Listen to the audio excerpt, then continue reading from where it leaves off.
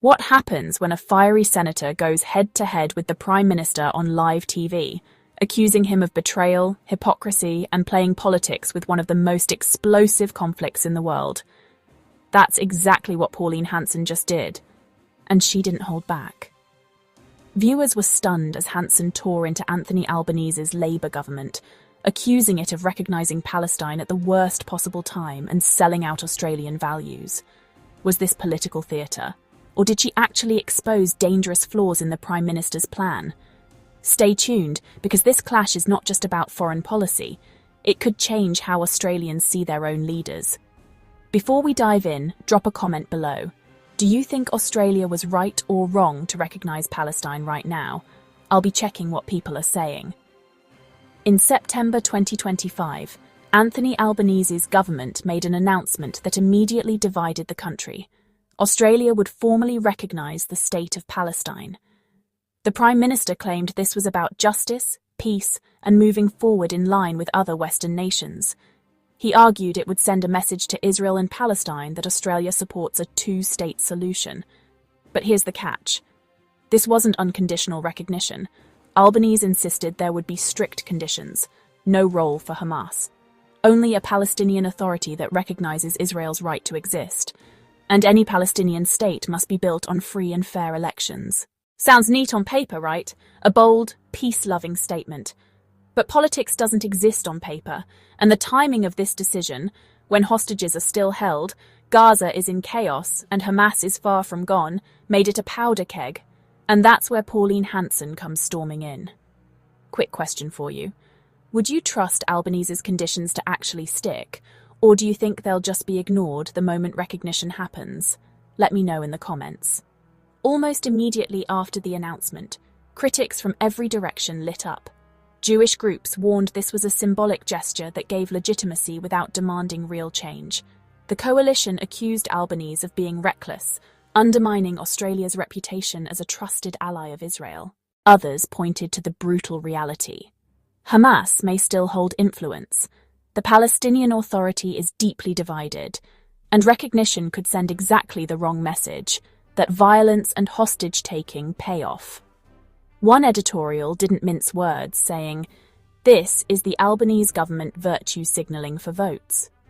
Another commentator asked bluntly, would Labor recognise a state that still has ties to terrorism? It wasn't just a policy move. It looked like a gamble with Australia's international credibility.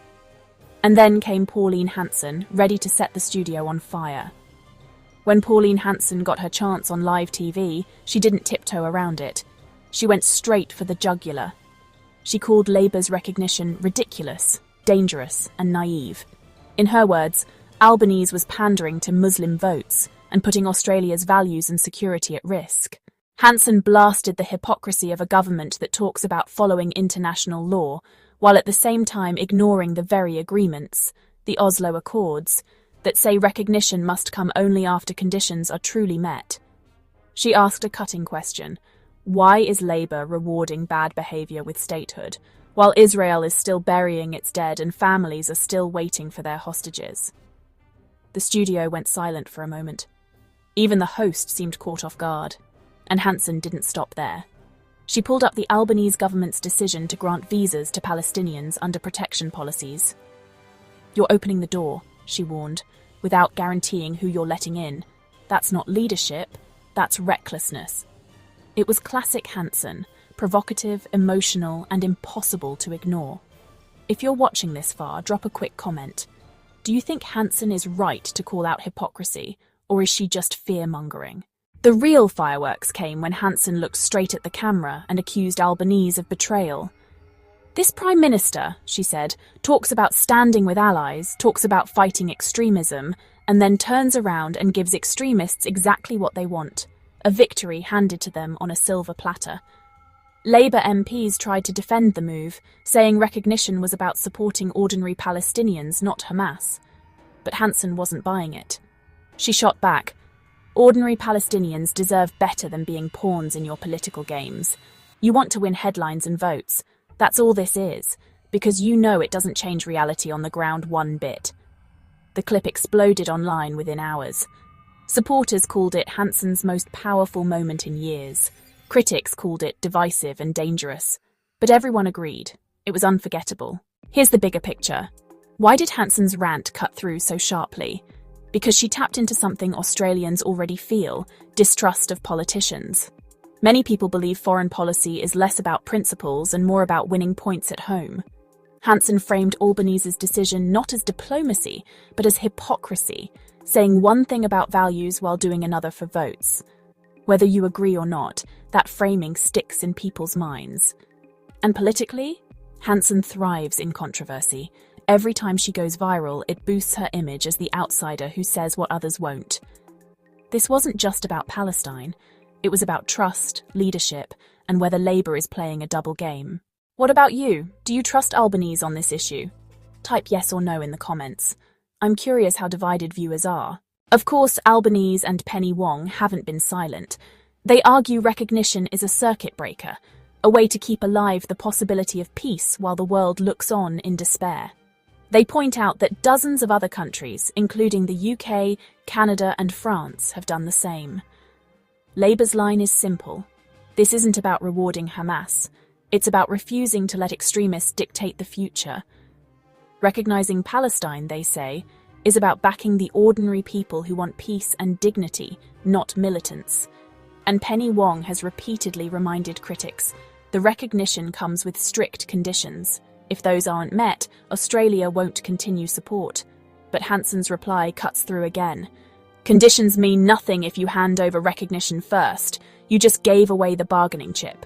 And that's where the real clash lies. Idealism versus realism. Let's go back to that live TV moment. Pauline Hanson staring down the camera, practically shouting, "You talk about peace, but you're fueling division. You talk about democracy, but you're ignoring terror. You are making Australia look weak." The words hit like a hammer. Even those who disagreed admitted Hanson owned that segment. The clip spread across social media, clipped and memed, with captions like "Hanson destroys Albanese" and "One Nation leader calls out hypocrisy live." For some, it was proof she's still a political force. For others, it was a reminder of her controversial style, but either way, people couldn't stop watching. And in YouTube land, that's gold. So where does this leave Australia? The recognition of Palestine is now official. Labor is standing firm, saying it's the right thing to do. The opposition is sharpening its attacks. Jewish groups feel abandoned. And Pauline Hanson has seized the moment to position herself as the loudest critic in the room. The deeper question is this: was this about foreign policy or domestic votes? Did Labor act out of principle or politics? That's the tension Hanson exposed. And it's a tension Australians will be arguing about for a long time. Because at the heart of it, this debate isn't just about Israel and Palestine, it's about trust. Who do you believe? Your Prime Minister making grand promises or the blunt senator accusing him of hypocrisy? Drop a comment. Was Hanson brave for speaking out or reckless for fanning flames? I want to see where people stand. And if you found this breakdown eye-opening, hit like, share it with a friend, and make sure you're subscribed. More political showdowns are coming and you won't want to miss them. Pauline Hanson annihilated Anthony Albanese on live TV. But in politics, destruction isn't the end. It's the beginning of a new battle. And this one is only just getting started.